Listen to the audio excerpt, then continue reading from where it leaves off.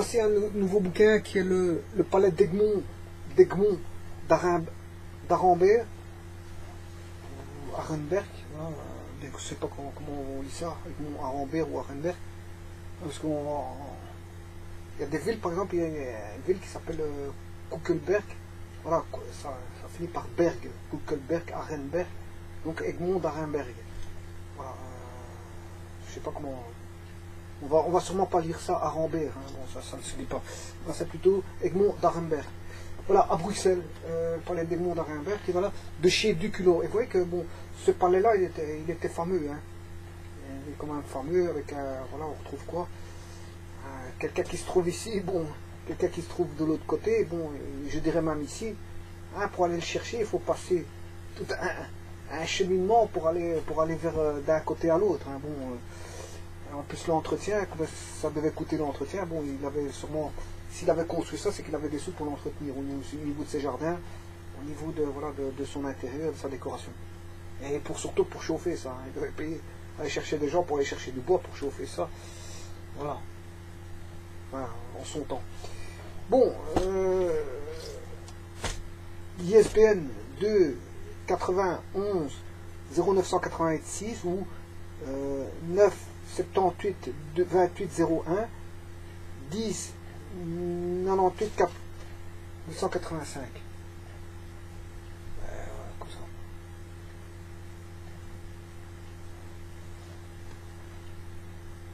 Voilà. Alors, il vous explique la vie d'Egmont d'Arambert et son château. Hein. Voilà, l'année 1614 vit l'achèvement du couvent des Carmes déchaussés. Cette illustration représente le nouvel ensemble voisin des hôtels d'Egmont. On peut voir à droite la cour intérieure de l'aile et l'aile principale du grand hôtel d'Egmont. Voilà.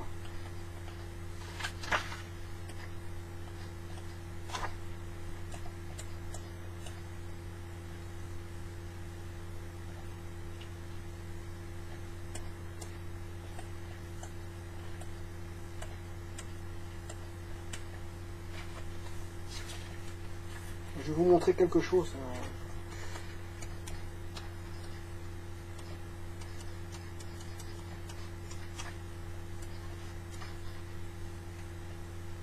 Il y a les plans et tout ce qui sont aussi voilà, du palais.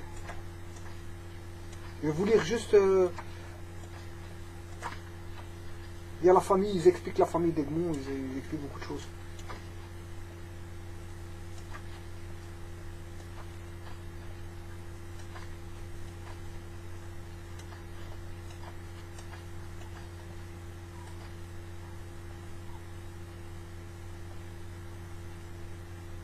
Voilà, je vais vous lire ceci.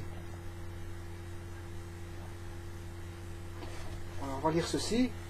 Je vous ouvre qu'une seule page. Voilà. L'exécution de personnages aussi éminents était exceptionnelle. Leur décapitation eut donc un retentissement dans toute l'Europe. Pendant la guerre de 80 ans, Egmont et Hornes furent les symboles de la lutte d'indépendance des Pays-Bas du Nord contre le roi d'Espagne. Le quatrain du prédicant arminien Gerhard Brandt en est une belle illustration. Dit Egmont dien de Neid van Alva Holp van Kant, de daptre wel die heer schild en speer van Nederland trof daar tot tweemaal toe hel van Frankrijk voor moest beven de sneeuw doorzenen als direct en vrijheid sneeuwen. Au cours des 18e et 19e siècles, Egmont fut en Europe l'exemple du héros luttant pour la liberté. Les œuvres d'écrivains comme Voltaire, Essai sur les mœurs et les esprits des nations, 1776, Schiller, Don Carlos, 1787, et Goethe, Egmont, 1787, y contribuèrent grandement. Son sort inspira des artistes, des musiciens, par exemple Beethoven, et des peintres, par exemple Louis Gallet. Mais leur interprétation s'écartèrent souvent de la réalité historique.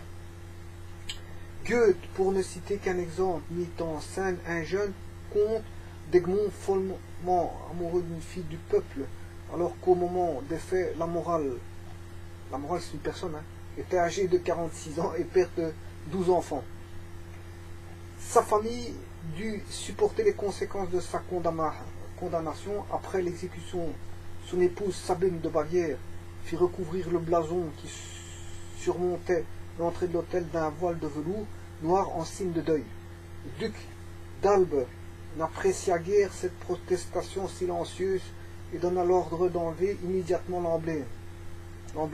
Les hôtels qu'Egmont possédait à Bruxelles, ainsi que tous ses autres biens, furent confisqués. Leur gestion fut confiée à Christian de Helmont, auditeur à la chambre des comptes du Brabant.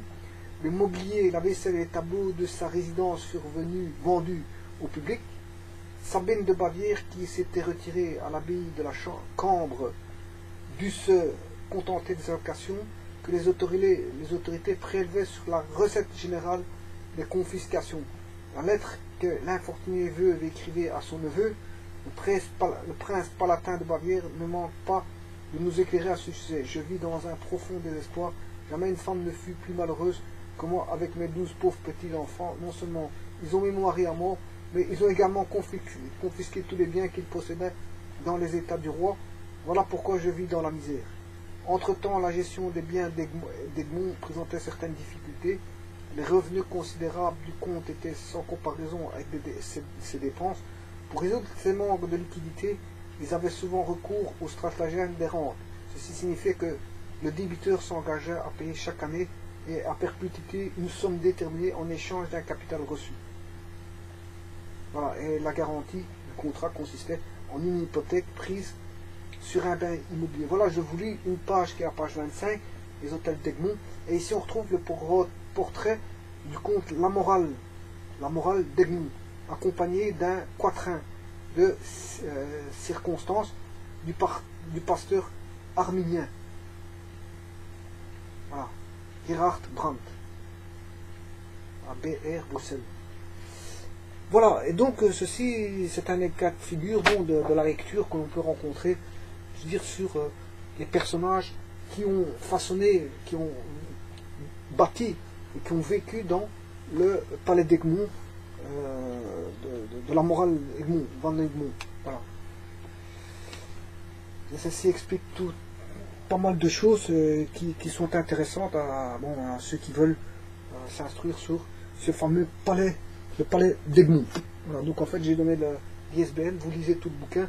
Bon, il y a très peu de pages, hein. Bon, c'est pas des masses, il faut pas lire.